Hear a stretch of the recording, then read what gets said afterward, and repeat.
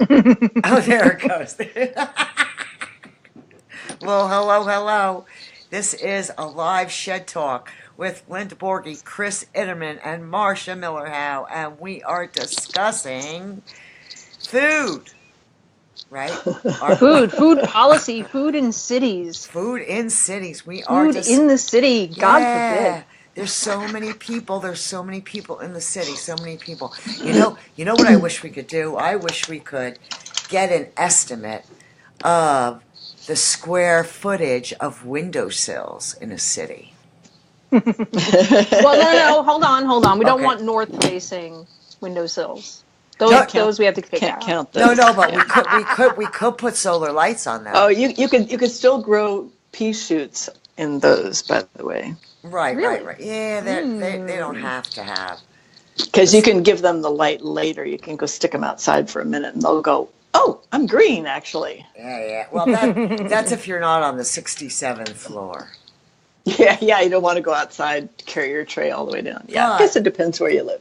But because of all the work that the three of us have been doing over the past 2+ years, we are being led to such interesting people like Dushan from Seed Voyage, and that is the application where neighbors can sell food to neighbors, excess in your garden. See, so we really, you know what that's going to ruin though? That is going to ruin hide a zucchini on your neighbor's porch day. No, it won't. No. That's a sacred holiday. And that is a real live day. That is a real live day.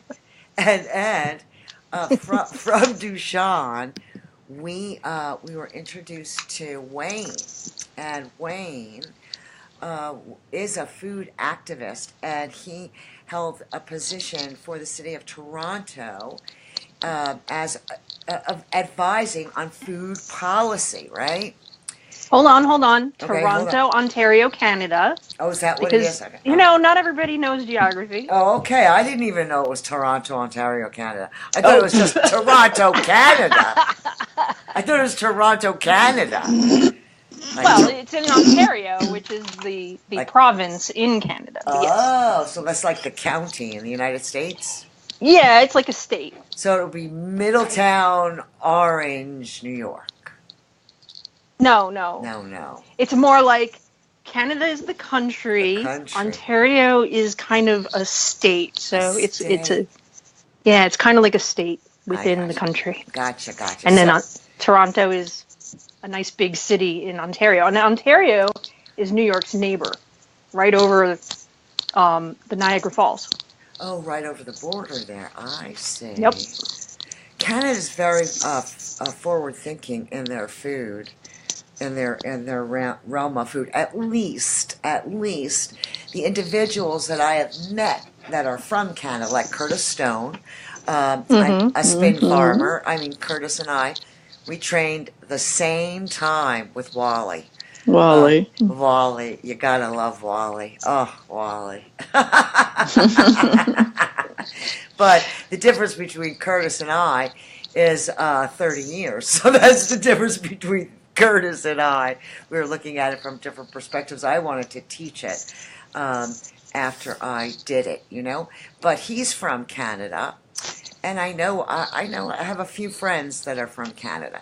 But yet, if you talk to them, they say that their food policy is no different than in the United States. But we have all these people in cities, Yeah. And from this man Wayne, and we could post his blog in the show notes, right? I read one of his blogs, and he was reviewing 3 or 4 individuals. I believe all 4 of them had written books, and one of them was a woman who wrote a book about farming in the cities. And it was a whole, even though it's from England, it's the University of Leeds, Leeds, and I don't know what county that is, but I know Neither do I. I know the country is England, but I don't know what county it is. But I am looking so forward to reading her study because it's about a city. So cities are cities are cities, and she mentioned certain things that I'm already aware of, like guerrilla gardening and vertical hydroponic gardening, all that kind of stuff. But we do have a situation with an awful lot of mouths to feed, and they have kind of gathered in those city structures, more so now than ever, right, Chris? Yeah. Yeah, right. I wanted to make a point on that too. It's really interesting because in just a few generations back, more people lived in rural than they did cities. And food was grown there, obviously, Right. and so they were much closer to their food. One reason we've gotten so far away from our food is that the food was still grown in rural, Right. but everybody moved to the city. So the other problem is urban sprawl too. So it used to be that your suburban areas or your farms were really close to the city because the city wasn't very big. yeah, The Right. city's circumference or whatever its range was not as Right. large. So it was 20-minute drive to the farm or whatever. It wasn't like huge. Now you have, we used to just be urban or suburban. I mean, urban or rural, and now we have suburban. Now we have these like in between hybrid areas with a whole bunch of sprawl and a lot less farmland. And a lot of turf grass. and a lot of grass, turf right? grass. And a Levittown. Oh, please, Levitt. Levittown. Lots You of gotta Levittowns love- everywhere. Sure they are. And Farmyard has now, we have now gotten to a level of maturity that we are going to be able to go forward with our brand fresh, right? We're going to be able to go forward to show as a pilot project the city, the town of Verona, New Jersey, and how from the top, right from the mayor, because we're speaking to the mayor, we're speaking to all the politicians on the town council, we're speaking to the churches, to all of the clubs, to the Girl Scouts, to the Brownies, to use this as a project to show everyone that we can grow food everywhere, because that's really what we're supposed to do. The only thing that's holding us back is the status quo. Well, seriously. Yeah, right now. No, really, Right? right now there's the status quo, and in some areas, especially those suburban areas, there are sometimes regulations about whether you can garden or not. Right. So some of it is legislation, Right. but for the most part, it's just status quo. I mean, here in Silver Spring, right, in front of each and every house is 450 square feet. That it's doing nothing because it's this strip of land, this meridian, is going from the sidewalk to the street. Now, the people do not own this strip of land, but they are responsible to mow it. Well, I want to know why they can't grow it instead of mow it. If no one's using it, right? If no one's using it, it's status quo. And that's what we are doing. That's what we are in this arena to do, is to change that status quo. So it gets to a point, right? Sometime in the near future, when someone's putting down turf grass, right? The neighbors are going to come over and say, "Oh, what's that?" And the neighbor's going to say, "Oh, that's sod." And the one neighbor's going to say, "Well, how do you eat it?" Yeah.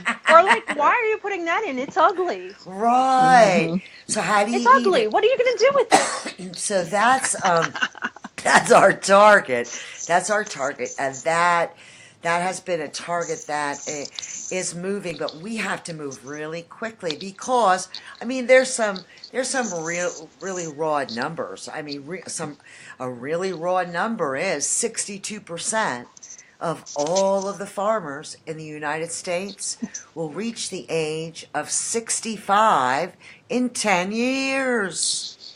Mm-hmm. Mm-hmm.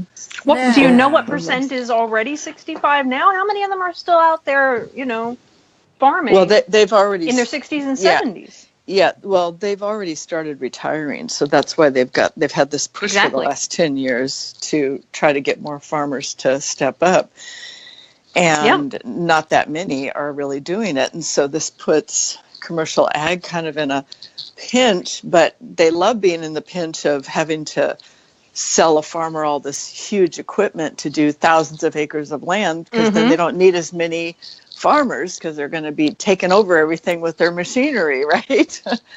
But Yeah, there's a whole bunch of problems. But my point earlier was, if food was close to the people in rural, then our city managers and our government and in our local areas need to be recognizing how important it is to have food close to where people are, and support that as part of their development, because it not only will help people become more, we get more farmers that way, but there'll be an economic driver with it too, because we'll be growing a local food system that is truly local, where the food is, accessible, and we're cutting into all the extra fossil fuel that has to go into moving all this food from the commercial situation, the commercial farming to situation. warehouses, and then from warehouses to supermarkets, and then to supermarkets to the houses. Exactly. But a neighbor could be making money growing wonderful food in their yard. Why not do that? There's a whole bunch of other things too, like the biodiversity of our food, the diversity, like how many species. Right now, all food grown for market has to last a certain amount of time to get to the packer, to get to the warehouse, to get to the grocery store, to sit on the shelf in the grocery store. It has to be only certain kinds of products. That's right. So we are limiting our food availability by how many weeks that food is viable. And really it is weeks or months that, that avocado can sit there, half ripe, before it becomes ripe, because it has to go on a boat or a ship or whatever, and get to Florida and then be moved up the East Coast or whatever it is, So how long that food is viable makes a big difference. Now, if your neighbor's growing it, we can open up all these different heritage foods, all of these foods we haven't seen in a long time in our supermarkets, things our great-grandmother ate, that we can then put back on the menu, some of which hasn't been mucked with, as far as big ag and GMOs go. They have no interest in these products, and so they haven't touched them, and we can still grow them. And I love this part, Chris. Thank you so much. You segued right to what I have been looking at, is that in looking at nutrient density, it has everything to do with taste. And a lot of our heirloom tomatoes that would never make that trip because they're too fragile or whatever, they oftentimes have the higher nutrient density, as well as definitely the taste. Well, and the other part so of many that amazing tastes is keeping them in touch with the whole plant until they're ready to be eaten, rather than picking them before they're even ripe, so they don't get the benefits of the whole plant, feeding that fruit while it's ripening. When your neighbor can go, oh no, wait, we're ripe right now, everybody come over and help pick, pick a bushel and take them home, please, tomatoes. And invite the neighbors over and can your tomatoes together. Exactly. A lot about that. Definitely. And then have a big spaghetti party, and wow, what great things for the neighborhood, right? Right. Exactly. And that food is so much more nutritious, even if it's the same species you would buy in the store. It grew up whole. It didn't grow up in a truck. It didn't grow up in a warehouse. It grew up in a garden with the sun, and love from the gardener. Yeah. Well, by using our program Fresh from Seed to Table, right? You will get the full benefit of all of this, because you will be given and taught how to use an application that you will be able to sell your excess to your neighbors. And that is Dushan's application. It's just brilliant. And he's going to explain the ins and outs of that on March the 21st when we have our first online Zoom town hall meeting, right? And secondly, to get an intimate relationship with your soil, because really we're not growing anything other than soil. That is really so important for everyone to know. We grow soil. Because we grow soil, and that's our focus, plants just grow. They'll grow themselves. So Farm-A-Yard has a soil doctor, Evan Folds, and he has a very comprehensive soil test that he'll show you, send you instructions on exactly how to take your soil sample, and that it'll go through the process, and by the time it gets back to you, you will have a prescription of exactly what that soil needs, right? And then you'll have Farm-A-Yard to guide you each step of the way. Like, step 1, dig up the grass. I mean, dig up the grass. Or sheet mulch on top of it. Well, we'll dig up the grass, and I'll teach you 3 different ways, right? That you can do that you could go through that process, and nothing gets wasted. All of it gets, used. And how to use compost teas and the like, so that we are going to create food networks in neighborhoods. Yes. Everywhere. Yes. Everywhere. Yes. 1,000 times yes. Right? That's what we're doing. And all you have to do is come to the meeting. Come on the meeting and contact us. Get on. We'll give you all the information in the show notes. We'll let you know where, when, and how to participate. But it's now. It's this year. It's this spring. It's not, okay, we're going to plan. No.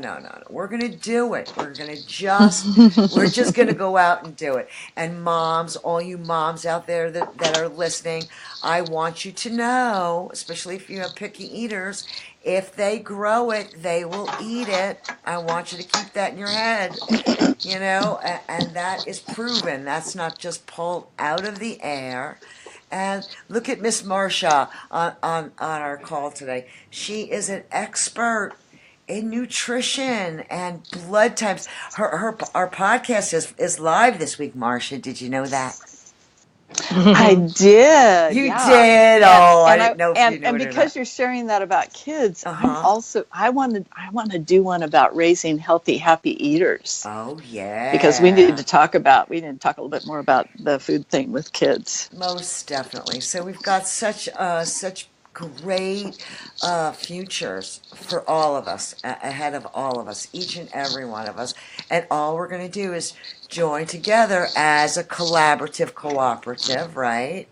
And Farm-A-Yard is going to give you all the information that you need in order to be successful in your endeavor. And we have people on the ground like Robin Caruso right there in Verona. She's a little spitfire, man. Whoa, baby. Yeah. She reminds me of me when I was in my 30s. It's nice to just see that energy all over the place. But when you have a 10-year-old and a 6-year-old, I remember those days.